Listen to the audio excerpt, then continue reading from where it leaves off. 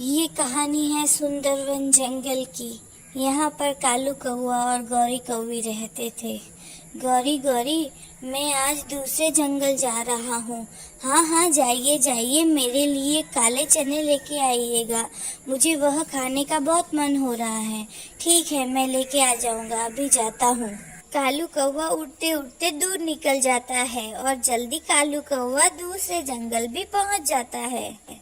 वहाँ रंग बिरंगी तितलियाँ चहक रही थी, जो पानी के झरने के साथ खेल रही थी। फूल भी महक रहे थे।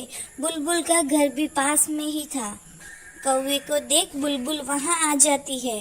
कौवे, तुम कैसे हो और जंगल के सब पक्षी कैसे हैं? बुलबुल, सब पक्षी अच्छे हैं, भोजन भी ठीक ही मिल जाता है। तुम सुनाओ, तुम्हारे जंगल में क्या हालत है? पिछले दिनों जो बरसात हुई थी, उस बरसात के कारण खाने पीने की कोई कमी नहीं है। तुम अकेले ही आए हो, बाकी कोई पक्षी नहीं आया तुम्हारे साथ सैर करने?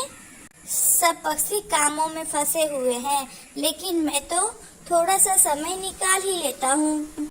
वो दोनों बातें कर ही रहे थे कि कौवे की नजर आसमान पर उड़ती पतंगों पर पड़ती है। वो बुलबुल से कहता है, बुलबुल, वह सामने क्या है जो आसमान पर नजर आ रहा है? वह इंसानों की आबादी में मेला लगा हुआ है, बसंत मेला कहते हैं उसे। बुलबुल, मुझे तो ऐसा लग रहा है जैसे कोई पक्षी हवा में उड़ रहे हो। हाँ, इंसान कागज को धागा बांधकर ऐसे ही उड़ाते हैं जैसे हम पक्षी उड़ते हैं। मन कर रहा है जाके देखूं कैसे उड़ाते हैं इन कागज को। तुम चलोगी मेरे साथ? नहीं कौवे, मैं नहीं जा सकती। मेरा बच्चा अभी तक छोटा है, वह ठीक से उड़ भी नहीं पाता, लेकिन मैं तो जाऊंगा। ऐसा कहते हुए कालू कौवा इंसानों की बस्ती की तरफ चला जाता है।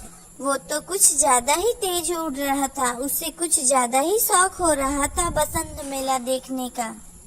जल्द ही वो इंसानों की आबादी में पहुंच जाता है। आसमान तो रंग बिरंगी पतंगों से सजा हुआ था और सब अपनी पतंगों को ज्यादा से ज्यादा ऊंचा उड़ाने की कोशिश कर रहे थे। बैठे बैठे कौवे को ख्याल आता है, क्यों न वो उन पतंगों को पास जाके देखे, और वह उड़ता है और उन रंग बिरंगी पतंगों के बीच चला जाता है। लेकिन कौवा ये नहीं जानता था कि यह कितना खतरनाक है।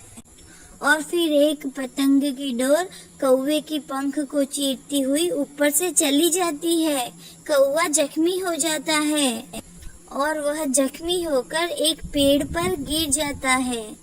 खून बहुत बह रहा था और कौवा बेचारा रो रहा था। हाय रे मेरी फूटी किस्मत, मैं क्यों आ गया इन इंसानों की बस्ती में? अब तो मैं यहीं मर जाऊंगा और किसी को पता भी नहीं चलेगा। और फिर कौवा दर्द के मारे तड़पता रहता है। शाम हो गई है, ये कालू अभी तक घर क्यों नहीं लौटा? मुझे तो बहुत चिंता हो रही है।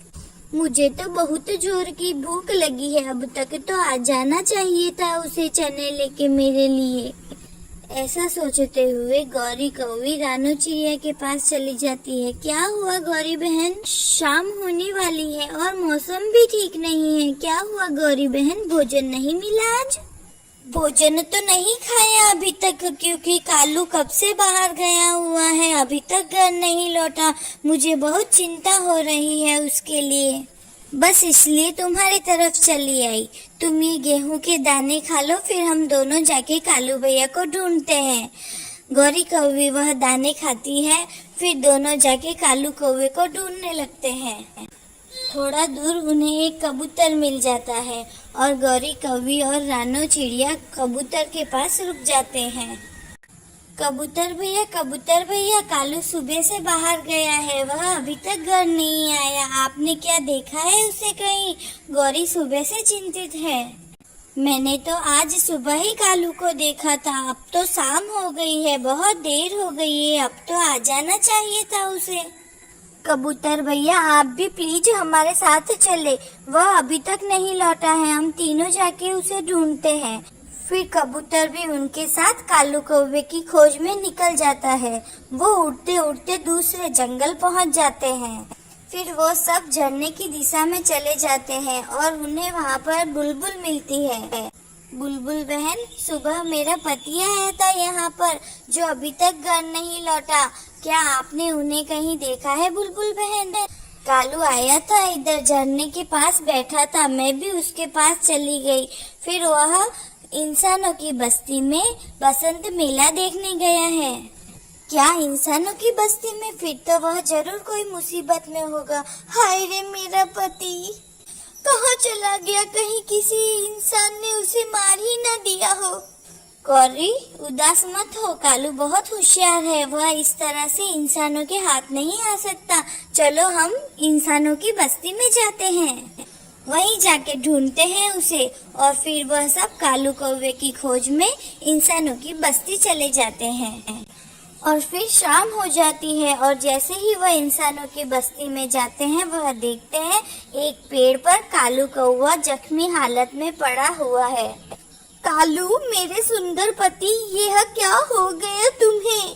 तुम सब यहाँ मुझे ढूंढने आ गए? मुझे तो यकीन ही नहीं हो रहा। मेरा एक पंख पतंग की डोर लगने से घायल हो गया है और मैं यहाँ गिर गया। गौरी बहन, खून बहुत निकल रहा है कालू के पंख से।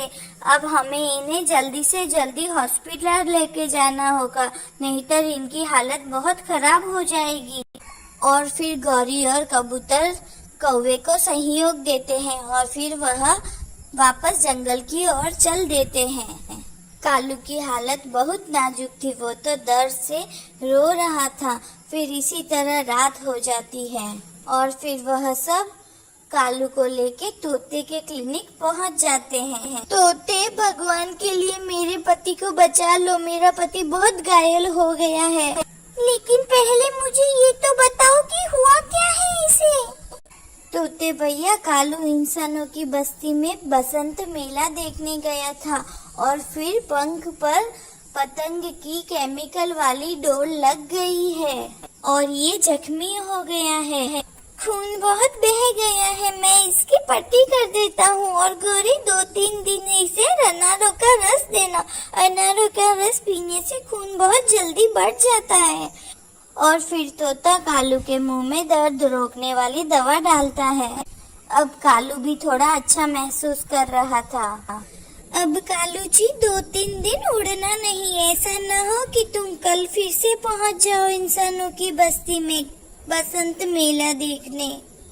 आज तो मुझे सबक मिल गया है, अब मैं कभी भी इंसानों की बस्ती में नहीं जाऊंगा। फिर वो सब वहाँ से अपने अपने घर चले जाते हैं। कालू, क्या टांगे दबाऊं मैं तुम्हारी?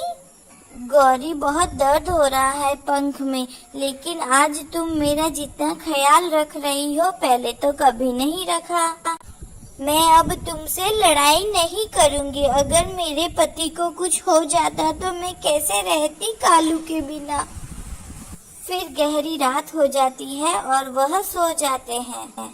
अगले दिन कबूतर और चिड़िया दोनों कालू को देखने आते हैं। कालू, अब कैसे हो? मैं ठीक हूँ, आप सबका बहुत बहुत धन्यवाद। अगर आप कल गौरी के साथ न आते तो मैं तो वहीं मर जाता। तुम्हें ही बहुत शौक था बसंत देखने का, फिर न जाना कभी वहाँ। इंसान केमिकल वाले धागे से पतंग उड़ाते हैं, उस केमिकल वाली डोर से इंसान की जान भी जाती है। लेकिन कितना बुरा है इंसान, फिर भी उस केमिकल वाली डोर से ही पतंग उड़ाते हैं। रानू, चलो हम राजा के पास जाते हैं और उन्हें कहते हैं कि किसी को भी केमिकल वाली डोर से पतंग उड़ाने की अनुमति ना दे। इनसे हमारा भी भला होगा और इंसानों की भी जान बच जाएगी। और फिर रानू, चिड़िया और कबूतर दोनों राजा के पास चले जाते हैं। बहुत मुश्किल से इजाजत लेकर वह दोनों राजा के कक्ष में पहुंच जाते हैं। रानू चिड़िया राजा से कहती है, राजा जी, कल केमिकल वाली डोर से हमारे एक पक्षी का पंख कट गया है। इंसानों से कहें वह बसंत में पतंग जरूर उड़ाए, लेकिन पतंग उड़ाने के लिए केमिकल वाला डोरा इस्तेमाल न करे। हम छोटे पक्षी तो बसंत मेले में इंसानों की बस्ती की तरफ नहीं जाएंगे। लेकिन कई इंसान भी तो मरते हैं उस केमिकल वाली डोर से। और फिर राजा आदेश देता है और केमिकल वाली डोर से पतंग उड़ाने पे पाबंदी लग जाती है। प्यारे दोस्तों, हर साल इस केमिकल वाली डोर से लाखों पक्षियों की जान चली जाती है। प्लीज इसे इस्तेमाल ना करें। अगर आपको हमारी कहानी अच्छी लगे तो हमारे वीडियो को लाइक करें और हमारे चैनल को सब्सक्राइब करना ना भूलें। धन्यवाद मेरे प्यारे दोस्तों। मैं जल्द ही आपके लिए नई कहानी लेकर आऊंगी। हमारी कहानी का इंतजार करें और हैप्पी मकर संक्रांति। पतंग उड़ाए लेकिन पक्षियों को न मारे, यही हमारा संदेश है।